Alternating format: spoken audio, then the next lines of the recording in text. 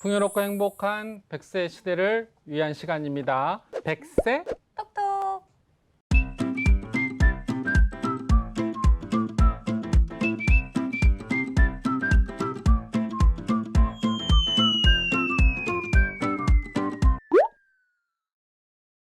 노후가 되고 고령자가 되면 의식주가 굉장히 안정되는 중요하죠. 게 중요한데 네. 제가 봤을 때는 의와 식은 뭐 큰 문제가 없을 것 같은데 아직 우리나라에서 이 사는 곳의 문제는 좀 미흡한 거 아닌가. 특히 고령자분들이 이제 계속 늘어나게 되는데 네. 거기에 대해서 좀 걱정이 된 부분도 일부 있습니다. 그래서 오늘 어떻게 하면은 조금 더 나의 풍요롭고 안정적이고 행복한 주를 가질 수 있을까? 그 이야기를 나눠보도록 보금자리. 하겠습니다. 네. 국토연구원 주택토지연구본부 주거정책연구센터의 네. 박미선 센터장님 나오셨습니다. 어서 오세요. 반갑습니다. 네, 안녕하세요. 네, 반갑습니다. 반갑습니다. 네. 저희가 뭐 의식주 중에서도 주가 굉장히 중요하다라는 이야기를 했는데 오늘 노년의 보금자리에 대해서 한번 이야기 들어볼까요? 고령자들이 굉장히 많이 늘어나고 있지 않아요? 거기부터 이야기를 좀 시작을 해볼까 하는데. 네, 맞습니다. 저희가 고령자 주거를 논의하게 된 배경이라고 그렇죠. 하면 네. 아무래도 대상자이신 노인들이 많이 늘어나는 고령화 현상이 되겠죠. 그래서 매우 가까운 근미래입니다. 2025년에 우리나라 노인 인구가 20%를 넘어갑니다. 그러면 초고령 사회 이제 이렇게 되거든요. 그러면 네.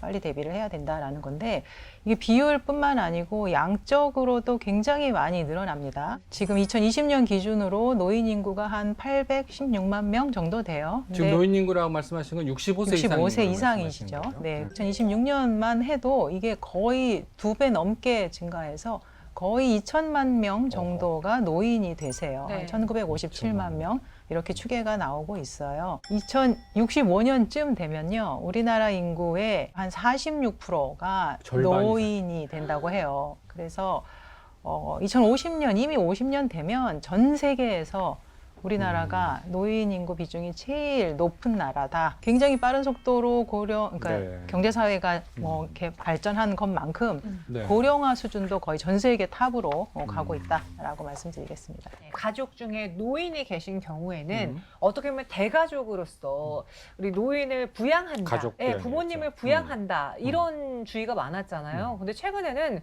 혼코노미라고 해가지고 일인 1인족들이 많아지면서 부양에 대한 의지가 좀 떨어지는 것 같은데 실제로 이런 움직임을 좀 체감하시죠? 뭐 많아야 뭐 6, 7에 하나 될까 뭐 이런 거죠. 그러니까 이렇게 어르신들은 계속 늘어나는데 가족들이 돌봄으로 나서지 않게 되면 결국은 어르신들이 일상생활이 불편할 때 누군가는 돌봄을 해야 되는 상황이죠. 그러면 이제 사회나 국가가 그 책임을 사회적인 돌봄의 책임이 높아진다. 이제 이런 상황이 된다는 거죠.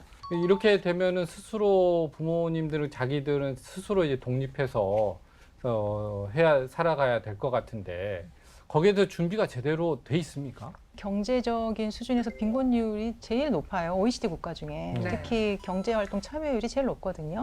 연령이 높아갈수록 65, 70 뭐 이렇게 높아갈수록 경제활동 참여율이 높은데 그거는 특별히 건강해서라기보다는 사실은 소득을 마련하기 위해서 참여하시는 거거든요. 스스로 노후의 생계비 마련 책임은 누구냐? 이런 질문에 대해서 어르신들이 한 10년 전만 해도 내가 책임을 져야 된다. 본인 책임이다가 한 55%좀 됐어요. 네. 일단 내가 책임을 져야 된다고 생각을 했는데 한 10년 지나니까 1등이 그게 아니고요.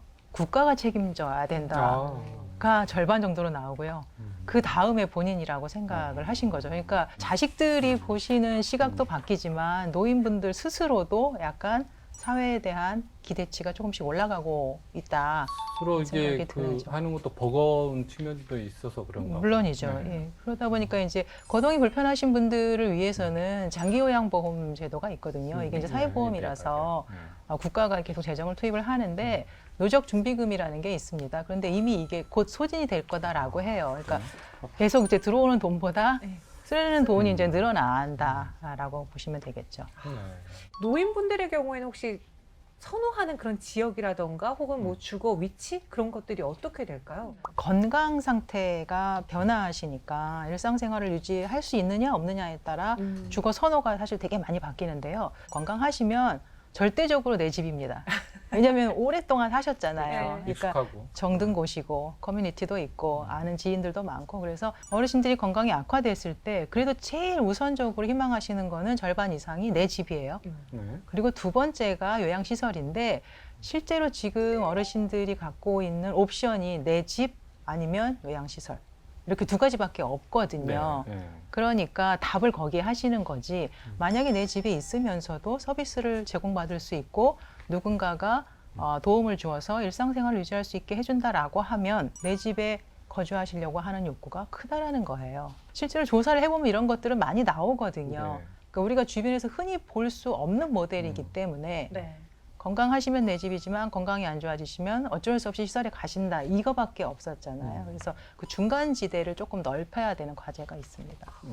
요양원하고 집에서 집하고. 사는 거하고 중간지대. 그렇죠. 네, 내 네. 집에서 요양원과 같은 서비스를 받고 싶은 거겠네요. 그러니까 어떻게 보면. 80, 90 돼서 어차피 케어를 받아야 되는데 요양원이 아닌 상황에서 선택할 수 있는 거 자기 집 아닌 그런 이제 선택지가 네. 필요하다는 말씀이신 네, 거죠. 네. 그리고 아주 일상적인 생활이 아주 불편하신 분들은 뭐 네. 치매 등등을 해서 또는 이제 건강 상태가 너무 안 좋아서 의료적인 처치가 필요하신 경우는 어쩔 수 없이 뭐 병원과 시설로 가실 수밖에 없다라고 해도 네. 지금은 그 전 단계에 계신 분들도 대안이 없어서 병원에 가시는 경우가 있거든요. 이제 그 사회적인 입원이라고도 하는데 설문조사를 좀 해봤어요. 네, 병원에서. 네, 네. 그래서 어르신들한테 배우자랑 같이 사시다가 배우자가 돌아가시거나 또는 건강이 악화되시거나 또는 연령이 더 높아지시거나 이제 어려운 요건들을 이제 계속 여쭤보면서 그러면 어디에 살고 싶으세요? 네, 라고 이제 여쭤봐요. 그러면 네.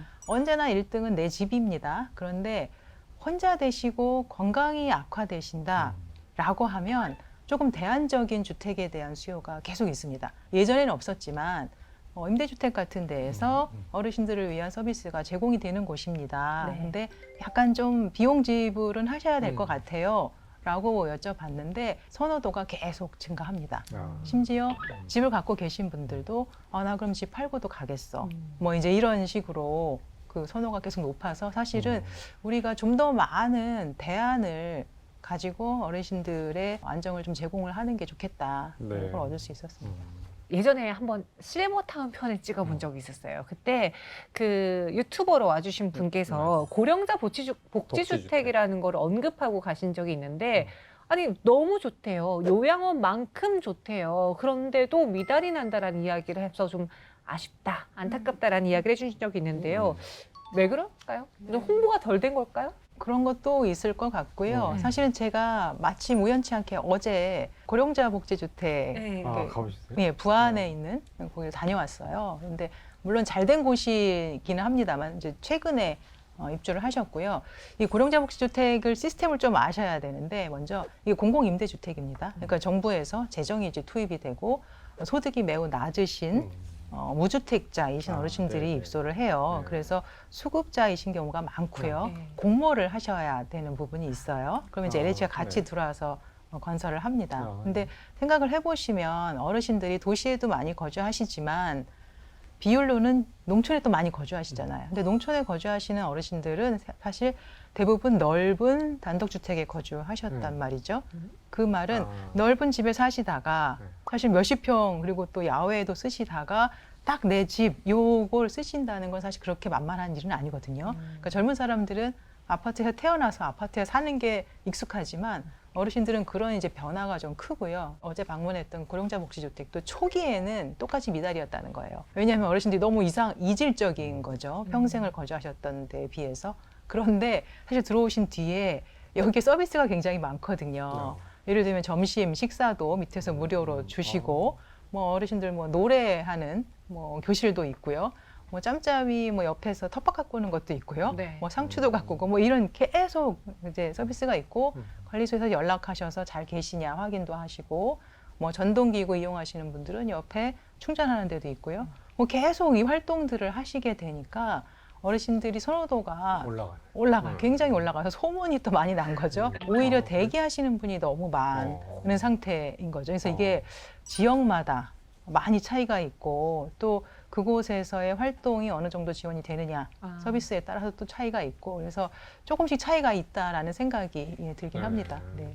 전체적으로 이 고령자 주거 정책은 정부 어느 부서에서 어떻게 관리되는 겁니까? 지금 딱 그 고령자의 주거를 네. 보시면 집이 하나가 있고요. 집 안에 들어가는 어르신들의 일상생활을 지원하는 서비스가 있을 수밖에 없죠. 복지용구 같은 예. 것도 있고. 그런데 네. 그러니까 이 바깥에 집을 짓는 거는 잘 아시겠지만 국토교통부가 담당입니다. 그러니까 네. 이제 LH 같은 임대 사업자, 공공 사업자들이 주로 건설을 하고 네. 지자체가 참여를 하시고 안에 들어가는 서비스는 사실은 보건복지부가 제일 잘하는 분야거든요. 네. 그래서 여기는 보건복지부가 더 많이 활동을 하죠. 둘이 사실 이원화돼 있는 거죠. 그러니까 각자 잘하는 부분을 하시는 건데 네. 요즘은 그게 문제가 국토부는 아무래도 주택이 없으신 저소득층 노인들을 위주로. 위해서 주로 공급을 하게 되고요. 그럴 수밖에 없는 게 이게 공적 재원이 들어가니까 입주 자격을 굉장히 까다롭게 하는 편이 있습니다. 네. 그런데 복지부 쪽의 노인들은 사실은 이분들의 복지 욕구가 무엇인가를 보시기 때문에